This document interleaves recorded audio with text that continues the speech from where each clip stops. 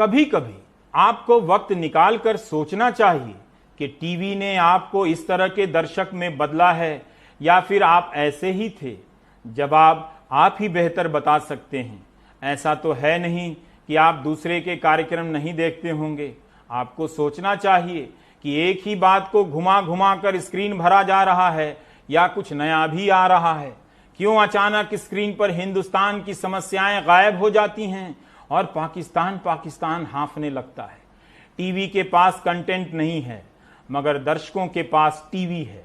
दर्शक करें तो क्या करें, इसलिए टीवी पर कंटेंट के नाम पर यही बचा है। ऐसे दर्शकों के संसार में जहां व्यर्थ बातों का समंदर नजर आता हो, वहां एक तथ्य या एक सत्य क्या असर करेगा। टीवी की पत्रकारिता ने व्यर्थता का महासागर बना दिया है। उस महासागर में है कुछ नहीं, लेकिन बीच बीच में बिजली के प्रवाह से उसमें तूफान पैदा किया जाता है, कृत्रिम तूफान, ताकि आप मुड़कर देखें।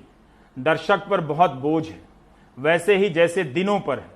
दर्शक को नागरिक होना है जैसे दिनों को ऐतिहासिक होना है। अब सोचिए, टीवी वाले माहौल बना चुके हैं, आप उस माहौल में खोए हुए हैं। आपका मतलब आप अपने से ही ना लें, व्यापक सामाजिक अर्थों में भी देखें। वो लोग भी देखें जो इस 10 करोड़ में शामिल हैं, जिनकी नौकरी चले जाने की खबर आज सूत्रों के हवाले से छपी है इकोनॉमिक टाइम्स में। जिनकी नौकरी चली गई है, उनकी बातें सूत्रों के हवाले से छप रही हैं। बताइए, संसदीय समिति के सामने छोटे, लघु और मध्यम उद्योगों के वरिष्ठ अधिकारियों ने कहा है कि कोविड-19 के कारण 10 करोड़ लोगों की नौकरियां खतरे में हैं।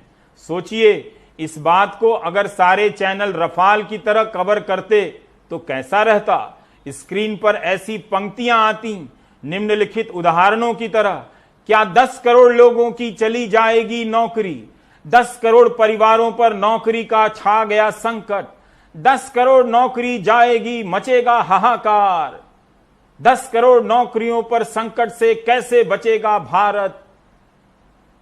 इसी तरह कोई एंकर इसे फ्लैश करता रहे स्क्रीन पर अपने 3 सबसे बड़े सवाल बनाकर, तो भारत की आर्थिक सच्चाई का चेहरा क्या वैसा ही सुंदर दिखेगा जैसा रफाल के कवरेज के समय एंकर का चमकता चेहरा।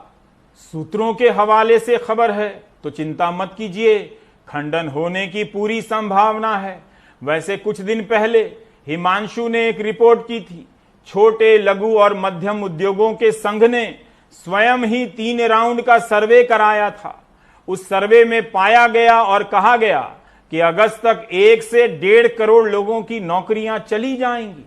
अप्रैल से जून के बीच 2.5 से 3 करोड़ की नौकरियां चली गई हैं।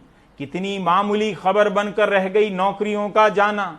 यह शोध का विषय है और सर्वे होना चाहिए कि जिनकी नौकरी चली जाती है वो न्यूज चैनल पर किस तरह के कार्यक्रम देखना पसंद करते हैं। उन करोड़ों परिवारों में चैनलों के इस तरह के कवरेज किस उत्साह से देखे जाते होंगे। मेरा अनुमान है कि देखे ही जाते होंगे। आजकल बहुत मैसेज आते हैं कि एक कंपनी के एचआर ने व्हाट्सएप कॉल कर निकाल दिया, लिख कर नहीं दे रहा है, रवीश जी आप कुछ कीजिए, आप आवाज बनिए। ये कंपनी बाहर बड़ी बड़ी बातें करती हैं और कर्मचारियों को निकाल देती है। जब सरकारें श्रम कानूनों को बदल रही होती हैं तो नौकरी करने वाले उन खबरों को पढ़ते तक नहीं। अगर वो एचआर मैनेजर लिखकर ही दे देता तो क्या हो जाता।